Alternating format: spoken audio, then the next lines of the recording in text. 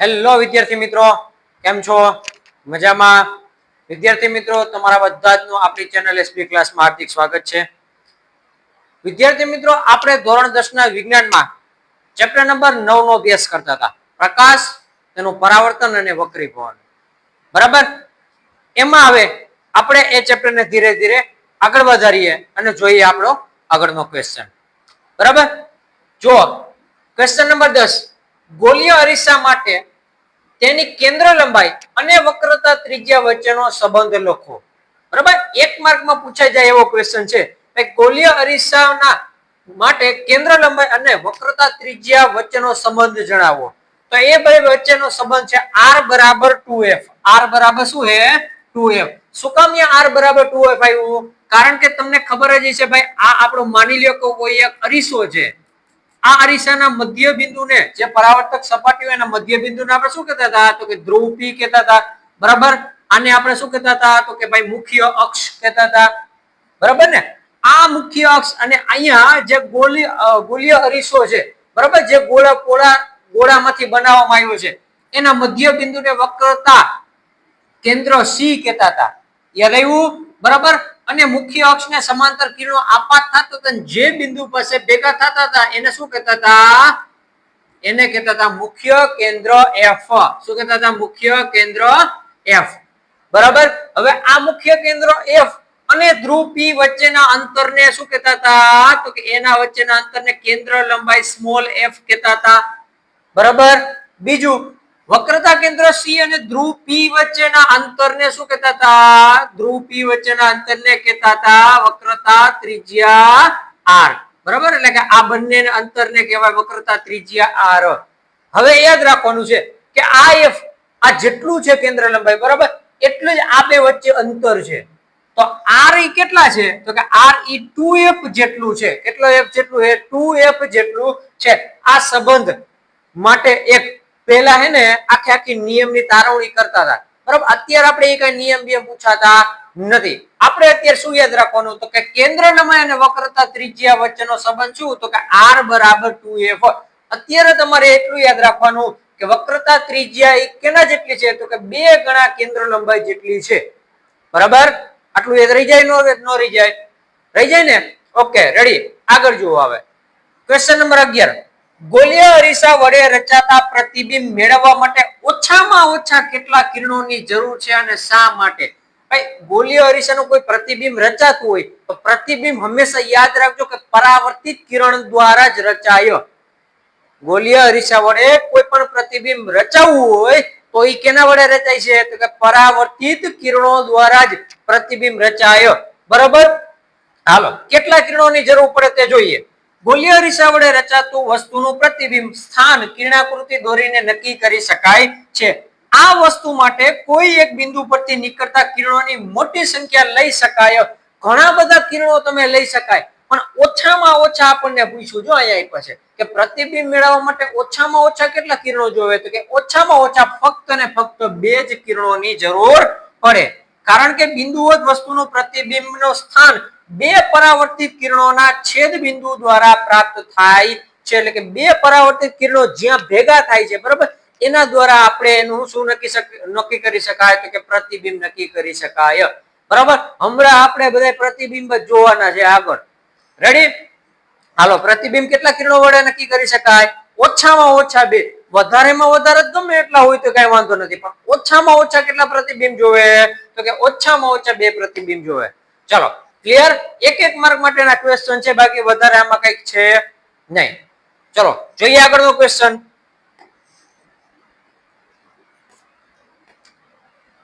ચાલો, ગોળીય અરીસા વડે રચાતું બિંદુવત વસ્તુનું પ્રતિબિંબ મેળવવા માટે મુખ્ય કયા 4 કિરણોનો ઉપયોગ કરવામાં આવે છે તે કયો અને કિરણાકૃતિ દોરીને સમજાવો. બરાબર? 4 કયા કિરણોનો ઉપયોગ કરીને પ્રતિબિંબ રચવામાં આવે છે એ કહેવાનું છે, અને એની કિરણાકૃતિ એટલે કે એની આકૃતિ દોરીને આપણે એને કહેવાનું છે. બરાબર? હાલો, એમાંથી પેલું કિરણ મુખ્ય અક્ષને સમાંતર કિરણ. પેલું કિરણ કયું છે ભાઈ? તો કે મુખ્ય અક્ષને સમાંતર કિરણ. મુખ્ય અક્ષને સમાંતર કિરણ આપાત કરવાનું. હવે ઈ પરાવર્તિત કેમાંથી થાય છે એ આપણે બધાને યાદ રાખવાનું છે. જો તમને આ યાદ રહી ગઈ, આ ચાર વસ્તુ તમને યાદ રહી ગઈ ને એટલે કિરણાકૃતિ સાવ એટલે સાવ સહેલામાં સહેલી, બરાબર, મસ્ત રીતે આવડી જાય છે. તો એના માટે આ ચાર વસ્તુ આપણે યાદ રાખવાની છે. ગોખવા જવાની જરાય જરૂર નથી, યાદ રાખજો, બરાબર. પેલા હું તમને એમના અહીંયા કહી દઉં, બરાબર, ક્યાં જગ્યાએ, ચાલો અહીંયા કહી દઉં. હા, આ આપણો અંતર્ગોળ અરીસો છે, પેલા અંદરની સપાટી પર આવર્તક છે. અહીંયા શું આવે તો કે અહીંયા ભાઈ આવે મુખ્ય કેન્દ્ર F, અહીંયા શું આવે તો કે વક્રતા કેન્દ્ર C. રેડી? આટલું. હવે શું કીધું? પેલું કિરણ મુખ્ય અક્ષને સમાંતર કિરણ આપાત કરવાનું. મુખ્ય અક્ષ એટલે આવડી આ અક્ષ ને પેલા, બરોબર, અહીંયા લખી નાખો ધ્રુવ P, બરોબર ને. આ મુખ્ય અક્ષને સમાંતર કિરણ જ્યારે આપાત થતું હોય, મુખ્ય અક્ષને સમાંતર જ્યારે કોઈ કિરણ આપાત થતું હોય એટલે એ હંમેશા કેમાંથી નીકળતું હોય? મુખ્ય કેન્દ્ર F માંથી જ નીકળતું હશે. યાદ રાખજો કે જ્યારે આપાત કિરણ મુખ્ય અક્ષને સમાંતર હોય ત્યારે પરાવર્તિત કિરણ કેમાંથી નીકળશે? મુખ્ય કેન્દ્ર F માંથી જ નીકળશે. ફરીથી, મુખ્ય અક્ષને જ્યારે સમાંતર આપાત કિરણ થતું હોય ત્યારે એનું પરાવર્તિત કિરણ હંમેશા મુખ્ય કેન્દ્ર F માંથી જ નીકળશે. પેલી વસ્તુ ક્લિયર? ફરીથી, કિરણ કયું તો કે પેલું ક્યાં પસાર કરવાનું? મુખ્ય અક્ષમાં, મુખ્ય અક્ષને સમાંતર પસાર કરવાનું. જો મુખ્ય અક્ષને સમાંતર પસાર થતું હોય તો મુખ્ય કેન્દ્ર F માંથી જ નીકળતું હોય, બરાબર. જો અહીંયા એનું બધી જ વસ્તુ લખેલી છે. મુખ્ય અક્ષ એટલે કે આવડિયા મુખ્ય અક્ષ અને એને સમાંતર કિરણ મેં આપાત કર્યું, એટલે કે આ બંનેને સમાંતર કિરણ આપાત કર્યું તો કેમાંથી નીકળશે? પહેલા મુખ્ય કેન્દ્ર F માંથી જ નીકળશે. ચલો, ક્લિયર? રેડી? હાલો જુઓ છે, અહીંયા તમને બહિર્ગોળ અરીસો આપ્યો. જો આ બહિર્ગોળ અરીસો, રેડી? આ મુખ્ય અક્ષને આ સમાંતર કિરણ જો આપાત કર્યું, સમાંતર કિરણ આપાત કર્યું તો પરાવર્તિત જો અહીંયા આમ જ થાય ને પહેલા ઉપરની સાઈડ જઈશે, ઉપરની સાઈડ. પરંતુ આપણે એ કિરણ ભેગું કરવા એટલે પાછળની તરફ લંબાવવા જવું પડશે, કારણ કે ભાસ કરવો પડશે. આભાસી પ્રતિબિંબ રચાય છે એટલા માટે. તો બરાબર, તો પરાવર્તિત કિરણને પાછળની બાજુ લંબાવવાનું અને એ ક્યાં ભેગું થાય? મુખ્ય કેન્દ્ર F માંથી જ હંમેશા નીકળશે, બરાબર. હાલો પેલું જો, મુખ્ય અક્ષને સમાંતર આપાત થતું કિરણ અંતર્ગોળ અરીસામાં પરાવર્તિત પામીને તેના મુખ્ય કેન્દ્ર F માંથી પસાર થાય છે અથવા બહિર્ગોળ અરીસામાં મુખ્ય કેન્દ્ર F પરથી વિકેન્દ્રિત થતું હોય તેવો ભાસ થાય છે. એટલે કે પહેલા આમ કરવાનો આપાત કિરણ, ત્યાંથી આ પરાવર્તિત કિરણ. હવે એ પરાવર્તિત કિરણને તમારે પાછું કેન્દ્રિત કરવા જવાનું, એટલે કે આભાસ કરવા જવાનું. ક્યાં? તો કે પાછળની સાઈડ, બરાબર. હાલો, પેલું વસ્તુ ખબર પડી ગઈ. ફરીથી, મુખ્ય અક્ષને જો સમાંતર આપાત કિરણ હોય તો તે હંમેશા એનો પરાવર્તિત કિરણ ક્યાંથી નીકળે? મુખ્ય કેન્દ્ર F માંથી જ નીકળતું હોય. જો આ બધું તમને આવડી જશે તો કિરણાકૃતિ સાવ સહેલામાં સહેલી. ક્લિયર? હાલો બીજું કિરણનું જો વાત કરો છો ને, મુખ્ય કેન્દ્ર માંથી પસાર થતું કિરણ. હવે મુખ્ય કેન્દ્ર F માંથી પસાર કરવાનું. કેમાંથી પસાર કરવાનું? મુખ્ય કેન્દ્ર F માંથી પસાર કરવાનું, બરાબર. હાલો જો અહીંયા આ ભાઈ આપણો અરીસો કયો અરીસો છે તો કે અંતર્ગોળ અરીસો છે. હવે પસાર આપાત કિરણ ક્યાંથી જવા દેવાનું? આપાત કિરણ મુખ્ય કેન્દ્ર F માંથી પસાર કરવાનું. આ આપાત કિરણ પેલા આ મુખ્ય કેન્દ્ર F માંથી મેં આપાત કર્યું. હવે જ્યારે મુખ્ય કેન્દ્ર F માંથી આપાત કિરણ જતું હોય ને ત્યારે પરાવર્તિત કિરણ મુખ્ય અક્ષને સમાંતર, આના કરતા એક્ઝેક્ટ ઉલટું, બરાબર ને. મુખ્ય કેન્દ્ર F માંથી તમે પસાર કર્યું હોય તો પરાવર્તિત કિરણ ક્યાં જશે? તો કે મુખ્ય અક્ષને સમાંતર પરાવર્તિત થઈ છે. ક્યાં થઈ છે? મુખ્ય અક્ષને સમાંતર. ચલો, ક્લિયર? આટલું ક્લિયર ને? આટલું પેલા અહીંયા પણ એમ જ કેમાંથી પસાર કરવાનું હતું? મુખ્ય કેન્દ્ર F માંથી, બરાબર. જો અહીંયા મુખ્ય કેન્દ્ર F માં જવા દેવું છે. આ મુખ્ય કેન્દ્ર F માં આ આપાત કિરણ, બરાબર. સીધે સીધું તમારે આભાસ કરવાનો ક્યાં? તો કે F માંથી જાય છે એવો. હવે પરાવર્તન કેમ પામશે? તો કે અહીંયા આ પરાવર્તિત કિરણ છે, બરાબર. આ પરાવર્તિત કિરણ છે કારણ કે મુખ્ય અક્ષને સમાંતર પરાવર્તિત કિરણ જઈશે. મુખ્ય અક્ષને સમાંતર પરાવર્તિત કિરણ જઈશે. ક્લિયર? ફરીથી આપણે આ બંનેને એક વખત એમનામ જોઈ લઈએ શું કહેવા માંગે છે. જો ચાલો પહેલી કિરણાકૃતિ દોરી.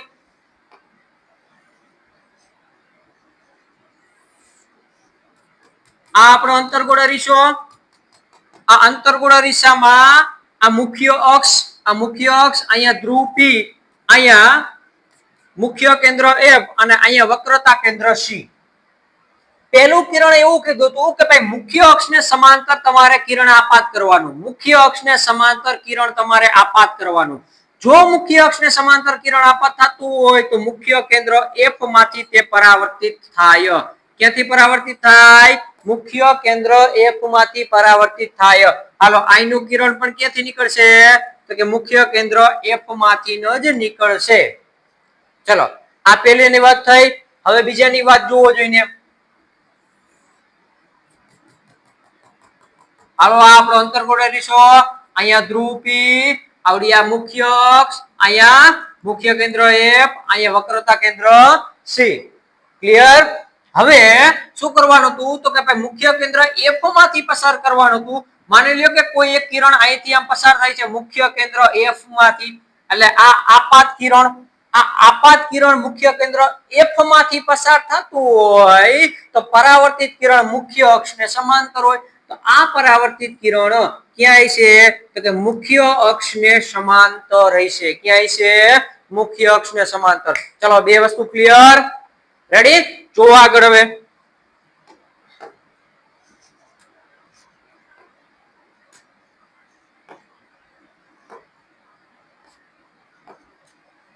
ચલો ત્રીજું કિરણ. ભાઈ વક્રતા કેન્દ્રમાંથી પસાર થતું કિરણ. વક્રતા કેન્દ્ર સી માંથી આપણે પસાર કરવાનું છે. કેમાંથી પસાર કરવાનું છે?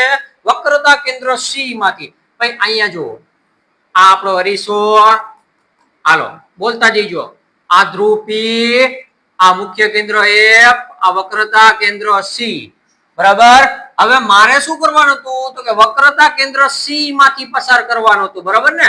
હાલો આ કોઈ એક કિરણ છે કે જે વક્રતા કેન્દ્ર સી માંથી મેં પસાર કર્યું. વક્રતા કેન્દ્ર સી માંથી મેં પસાર કર્યું એટલે કે આપાત કર્યું. તો યાદ રાખજો કે જ્યારે વક્રતા કેન્દ્ર સી માંથી પસાર થતું હોય ત્યારે એ જ દિશામાં ફરીથી પાછું આવે છે. એટલે કે પરાવર્તિત કિરણ વક્રતા કેન્દ્ર સી માંથી જ ભાગશે પાછું. બરાબર? એટલે કે વક્રતા કેન્દ્ર સી માંથી મેં પસાર કર્યું તો એને એ જ દિશામાં ભાઈ ઉલટું ભાગશે. બરાબર? એ જ દિશામાં પાછું ફરશે. હાલો વક્રતા કેન્દ્ર સી ની ખબર પડી ગઈ. બરાબર? સી માંથી પસાર કરો પરાવર્તિત કિરણ પણ ક્યાં નીકળે? સી માંથી. આ આવ્યું અંતર્ગોળ અરીસાનો. બરાબર? ઉદાહરણ આ આપાત કિરણ કર્યું હતું. બરાબર? એ જ દિશામાં પરાવર્તિત કિરણ થયું. બહિર્ગોળ અરીસાની વાત કરીએ. હાલો આ આપાત કિરણ છે. અહીંયા વક્રતા કેન્દ્ર સી માં જાય છે એવો આપણે શું કરવાનો? આભાસ કરવાનો. હવે આટલી વાર આવી ગયું બહિર્ગોળ અરીસો. યાદ રાખવાનું જ્યારે તમારે આભાસ કરવા જવાનું હોય ને બહિર્ગોળ અરીસામાં હંમેશા પ્રતિબિંબ કેવું મળતું હોય? આભાસી પ્રતિબિંબ મળતું હોય. કેવું પ્રતિબિંબ? આભાસી. હાલો અહીંયા જાય એને એ જ દિશામાં પાછું ફરે છે. બરાબર? એને એ જ દિશામાં પાછું ફરે છે. કેમાં? બહિર્ગોળ અરીસામાં. બરાબર? હાલો જુઓ જેને અંતર્ગોળ અરીસાના વક્રતા કેન્દ્ર સી માંથી પસાર થતું અથવા તો બહિર્ગોળ અરીસાના વક્રતા કેન્દ્ર સી ની તરફ ગતિ કરતું પ્રકાશનું કિરણ અરીસા પરથી પરાવર્તિત પામીને તે જ પથ પર એટલે કે એ જ દિશામાં પાછું ફરે છે. કારણ શું? વક્રતા કેન્દ્રમાંથી પસાર થતું આપાત કિરણ અરીસાની પરાવર્તિત સપાટીને લંબ હોય છે. આપાત શું કીધું છે? વક્રતા કેન્દ્રમાંથી પસાર થતું આપાત કિરણ એ અરીસાની આ જે પરાવર્તક સપાટી હોય ને, આ પરાવર્તક સપાટી એને લંબ હોય છે. કેવું હોય છે? લંબ હોય છે. તો જ એને એ દિશામાં પાછું જાય, બાકી પાછું જાય નહીં. એક ઉદાહરણ તમને ખાલી આમને સિમ્પલ રીતે આ સમજાવી દઉં. જુઓ લંબ રીતે સમજવું છે એટલા માટે. આ કોઈ એક પરાવર્તક સપાટી છે અને અહીંયા આ ઊભું ભાઈ રહ્યું, આ ઊભો, આ આડી સપાટીને લંબ કહેવાય કે ન કહેવાય? લંબ કહેવાય ને. હવે તમે કોઈ પ્રકાશનું કિરણ અહીંયાથી નીચે તરફ આવવા દેશો ને તો ઈને ઈ જ દિશામાં ઉપર તરફ જશે પરાવર્તિત કિરણ. એટલે આ વસ્તુ થાય છે. એટલે ઈને ઈ દિશામાં પાછું ફરે છે. તો કે અરીસાની પરાવર્તિત સપાટીને કેવું હોય છે? લંબ હોય છે.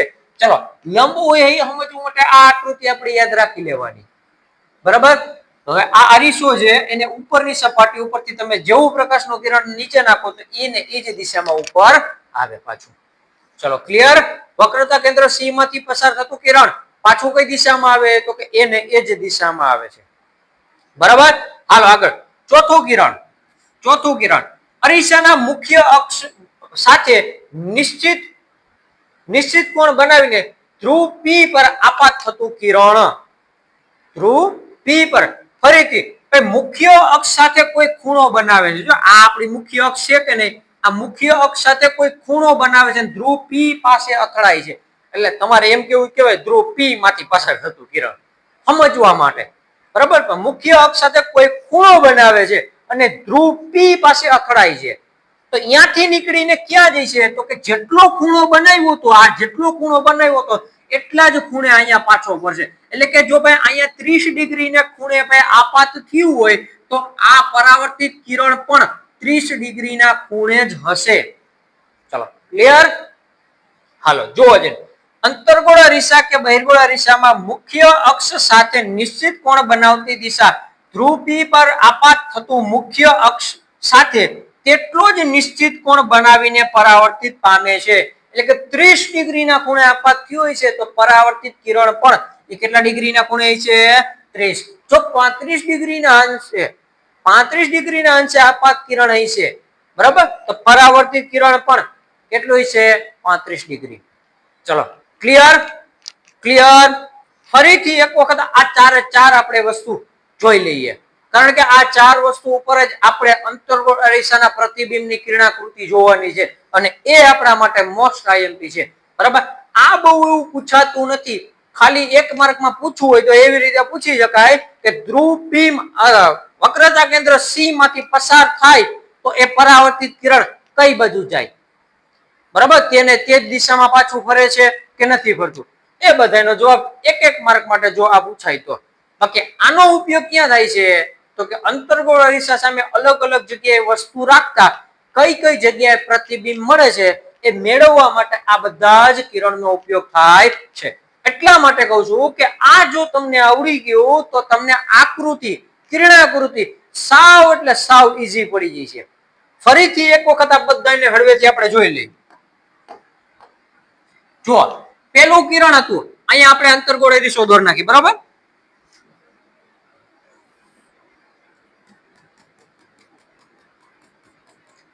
હાલો બોલતા જજો. ધ્રુવ પી, મુખ્ય અક્ષ અહીંયા, મુખ્ય કેન્દ્ર એફ, વક્રતા કેન્દ્ર સી, બરાબર. આ પેલી કિરણાકૃતિ.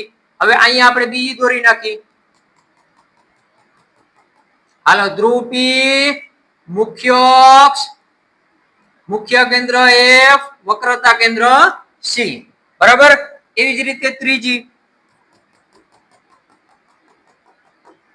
હાલો ધ્રુવ પી, મુખ્ય અક્ષ, મુખ્ય કેન્દ્ર એફ, વક્રતા કેન્દ્ર સી.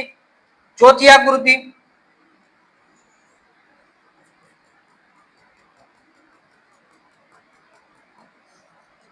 હાલો ધ્રુવ પી, મુખ્ય અક્ષ, મુખ્ય કેન્દ્ર એફ, વક્રતા કેન્દ્ર સી. ચલો પહેલું મુખ્ય અક્ષને સમાંતર આપાત થતા કિરણો. મુખ્ય અક્ષને સમાંતર આપાત થતા કિરણો ક્યાં જશે તો કે ભાઈ મુખ્ય કેન્દ્ર એફ માંથી પરાવર્તિત પામશે. આ આપણે પેલું જોઈ લીધું હતું, બરાબર. કિરણ નંબર પહેલું. રેડી. મુખ્ય અક્ષને સમાંતર આપાત થતા હોય તો મુખ્ય કેન્દ્ર એફ માંથી નીકળે. બીજું જુઓ, આ આપણા માટે પેલું હતું, આ બીજી આકૃતિમાં હતું કે ભાઈ હવે મારે મુખ્ય કેન્દ્ર એફ માંથી કોઈ કિરણ પસાર કરવું છે, મુખ્ય કેન્દ્ર એફ માંથી પસાર કરવું છે તો એ મુખ્ય અક્ષને સમાંતર કેને મુખ્ય અક્ષને સમાંતર પરાવર્તિત થશે. આ આપણે હતી બીજા કિરણાકૃતિ વાળી, બરાબર. બીજું કિરણ હતું એ. હવે ત્રીજું કિરણની વાત કરીએ. અહીંયા ત્રીજું કિરણ વક્રતા કેન્દ્ર સી માંથી ભાઈ કોઈ કિરણ આપાત કરવાનું છે. વક્રતા કેન્દ્ર સી માંથી આ આપાત કિરણ તો એને એ જ દિશામાં પરાવર્તિત કિરણ, બરાબર. એ જ દિશામાં પરાવર્તિત કિરણ. શું કામ ભઈલા એ જ દિશામાં પરાવર્તિત કિરણ થાય? કા તો તો કે ભાઈ 90 ડિગ્રીના ખૂણે એક લંબ રીતે સપાટીને પરાવર્તિત સપાટી હોય ને 90 ડિગ્રીના લંબ રીતે પાછું પરાવર્તિત આપાત કિરણ થાય છે, આપાત થાય છે એટલે એને એ જ દિશામાં પરાવર્તિત થાય છે. હાલો ચોથું જુઓ. હવે શું થયું? મુખ્ય અક્ષ સાથે ધ્રુવ P પાસે કોઈ એક ખૂણો બનાવે છે એવું કોઈ આપાત કિરણ હોય, બરાબર? એટલે કે ધ્રુવ P પાસે કોઈ એક કિરણ અથડાય છે, બરાબર ને? ક્યાં? ધ્રુવ P પાસે.